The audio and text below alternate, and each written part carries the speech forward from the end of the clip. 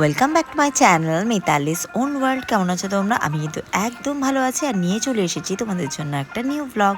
দেখতেই পারছো আমি রেডি হয়ে রবীন্দ্রনাথ ঠাকুরের সামনে পোজ দিচ্ছি।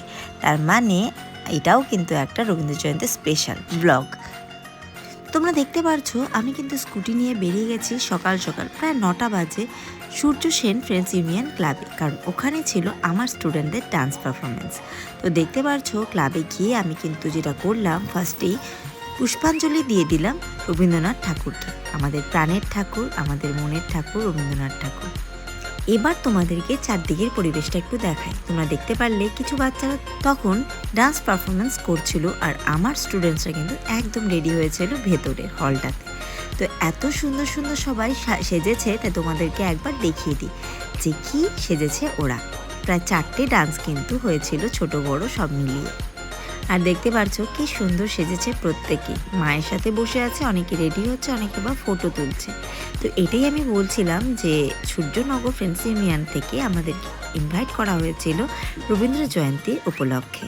রবীন্দ্র জয়ন্তীর দিন আমাদের যেহেতু প্রোগ্রাম থাকে, এর জন্যই কিন্তু আমি আমার মিতালিস ফিটনেস ওয়ার্ল্ডের প্রোগ্রামটা আগে করে নিয়েছিলাম, আর সেটারও কিন্তু একটা ভিডিও এখন অবধি দেওয়া বাকি আছে। আর এর মধ্যে থেকে আমি আমার স্টুডেন্টসদের একটু পোজ করতে বললাম, একটু অভিনয় করতে বললাম, আর ওদের ভিডিও কিন্তু চট করে নিয়ে নিলাম।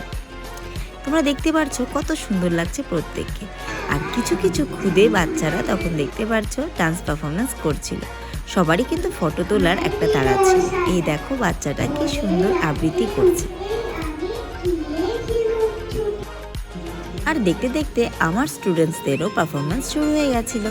এই দেখো খুব সুন্দর ওরা নেচেছে, সত্যি আমি খুব খুশি হয়েছি।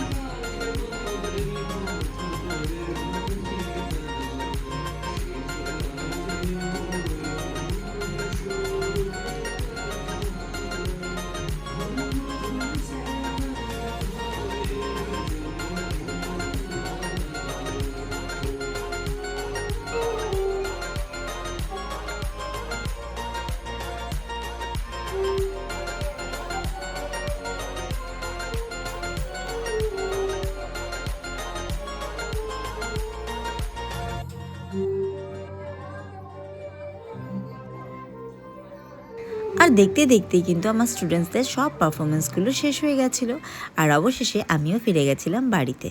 তো আজকের এই ব্লগটা এতখানি থাকবে। ওকে, বাই।